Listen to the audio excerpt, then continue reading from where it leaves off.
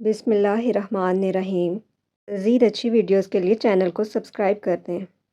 کوئی 400 سال پہلے کا ذکر ہے کہ پنجاب کے شہر چنیوٹ میں ایک غریب حکیم صاحب رہتے تھے۔ ان کا نام علیم الدین انصاری تھا۔ انہوں نے بڑے لائق استادوں سے عربی، فارسی اور طب کی تعلیم پائی تھی اور بڑے اونچے درجے کے حکیم بن گئے تھے۔ اللہ کی قدرت یا حکیم صاحب کی بدقسمتی کہ ان کے پاس بہت کم مریض علاج کے لیے آیا کرتے تھے، حالانکہ وہ شہر کے دوسرے سب حکیموں سے لائق تھے۔ دوسرے طبیبوں کے پاس مریضوں کا تانتا لگا رہتا تھا، لیکن حکیم علیم الدین کے پاس کوئی اکا دکا مریض ہی آتا تھا۔ اس کا نتیجہ یہ ہوا کہ حکیم صاحب بہت ہی غریب ہو گئے، اتنے غریب کہ کئی دن تک ان کے گھر میں چولہا نہیں جلتا تھا اور حکیم صاحب کو گھر والوں سمیت فاقے کرنے پڑتے تھے۔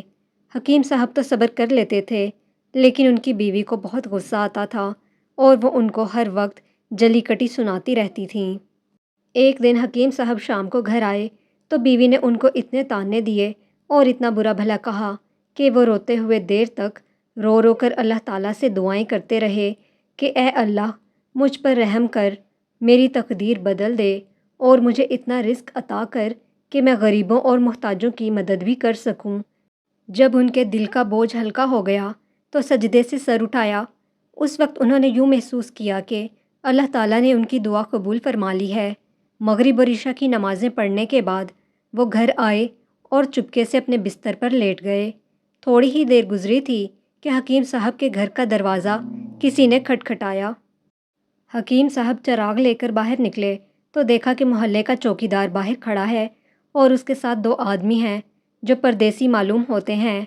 ان آدمیوں نے حکیم صاحب کو سلام کیا اور پھر فارسی زبان میں کہا کہ حکیم صاحب، ہم ایک تجارتی قافلے کے آدمی ہیں۔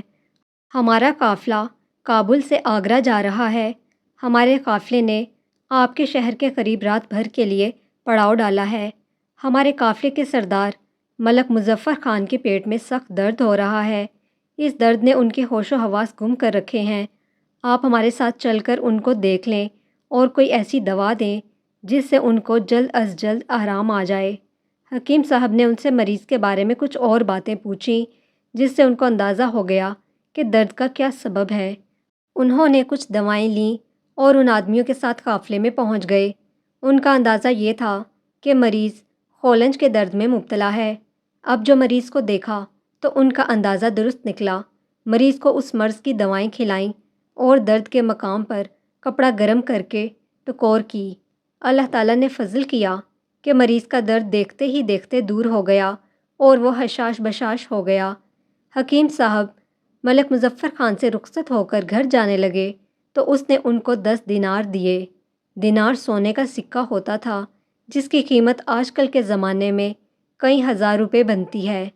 دینار دیتے وقت ملک مظفر خان نے ان سے یہ بھی کہا کہ کل صبح پھر تشریف لائیے اور مجھے دیکھ لیجیے۔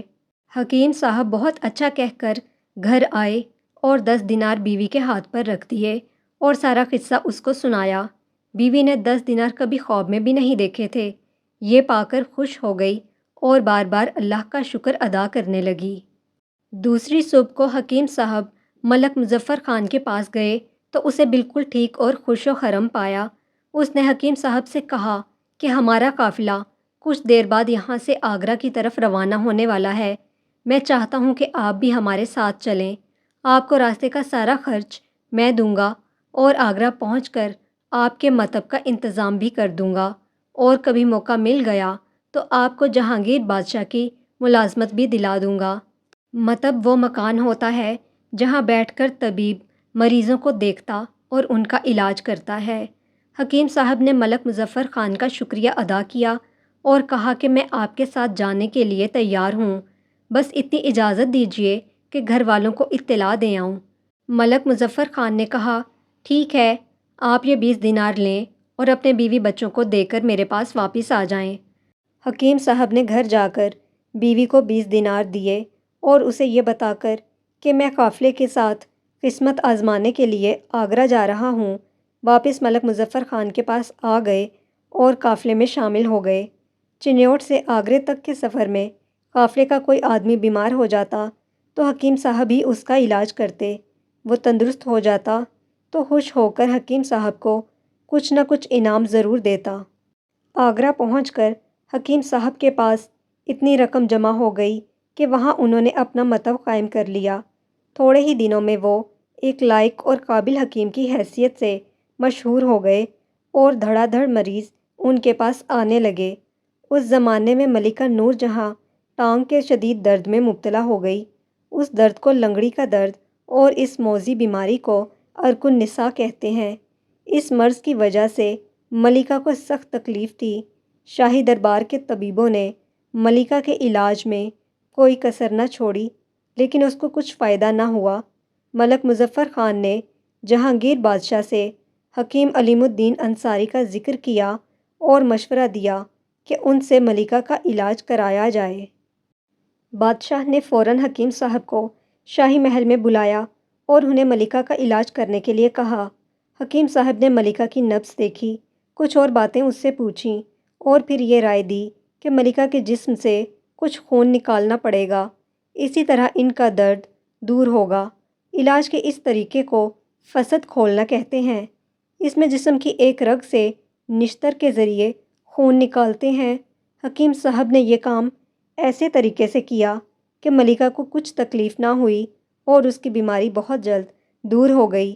ملکہ کے صحت یاب ہونے کا نتیجہ یہ ہوا کہ حکیم صاحب کی قسمت کا ستارہ چمک اٹھا۔ بادشاہ نے انہیں قیمتی حلت دے کر شاہی طبیب مقرر کر دیا۔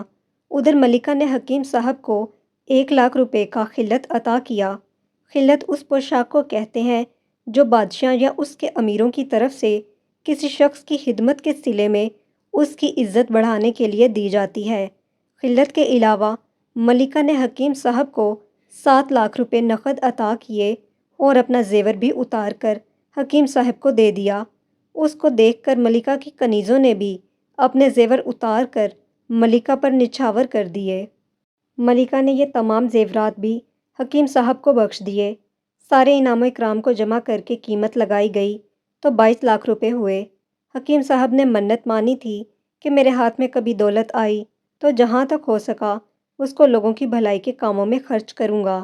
اپنی قسمت کا ستارہ چمکنے کے بعد انہوں نے یہ منت اس طرح پوری کی کہ باقی عمر میں رفاہ عامہ کے بے شمار کام کیے۔ مثلاً چنیوٹ کے چاروں طرف اینٹوں کی فصیل بنوائی۔ چنیوٹ اور لاہور میں بہت سی مسجدیں، 12 دریاں، بازار، دکانیں، سرائیں بنوائیں۔ ان کے علاوہ کتنے ہی باغ، شفاخانے، مدرسے، کنویں، تالاب اور حمام بنوائے۔ پنجاب کا مشہور شہر وزیر آباد آباد کیا۔ انہوں نے جو عمارتیں وغیرہ اپنی یادگار چھوڑیں ان میں سے اکثر برباد ہو چکی ہیں، لیکن کچھ ابھی تک باقی ہیں۔ ان میں لاہور کی مسجد وزیر خان ان کی سب سے شاندار یادگار ہے۔ جہانگیر کے بعد شاہ جہان نے تاج شاہی پہنا تو اس نے بھی حکیم صاحب کو 1,00,000 روپیہ نقد انعام کے علاوہ ایک قیمتی خنجر، ایک گھوڑا، ایک اونٹ، ایک جھنڈا اور ایک نقارہ عطا کیے اور فوج کا ایک بڑا عہدہ بھی دیا۔ 1632 عیسوی میں دولت آباد کے حاکم فتح خان نے خراج ادا کرنا بند کر دیا۔ شاہ جہاں نے حکیم صاحب کا فوجی عہدہ بڑھا دیا اور ان کو 10,000 سوار دے کر دولت آباد پر حملہ کرنے کے لیے بھیجا، لیکن فتح خان نے اطاعت قبول کر لی۔ اس لیے بادشاہ نے حکیم صاحب کو واپس بلا لیا اور ان کو نواب وزیر خان کا خطاب دے کر لاہور کا گورنر مقرر کر دیا۔ اسی زمانے میں انہوں نے لاہور کی مسجد، وزیر خان اور کئی دوسری عمارتیں تعمیر کرائیں۔ 7 سال کے بعد بادشاہ نے ان کو آگرہ کا گورنر مقرر کیا۔ ان کو آگرے میں حکومت کرتے تھوڑا ہی عرصہ گزرا تھا کہ قولنج کی بیماری سے اگست 1641 عیسوی میں فوت ہو گئے۔ انہوں نے جو شاندار یادگاریں اپنے پیچھے چھوڑیں وہ ان کا نام ہمیشہ زندہ رکھیں گی۔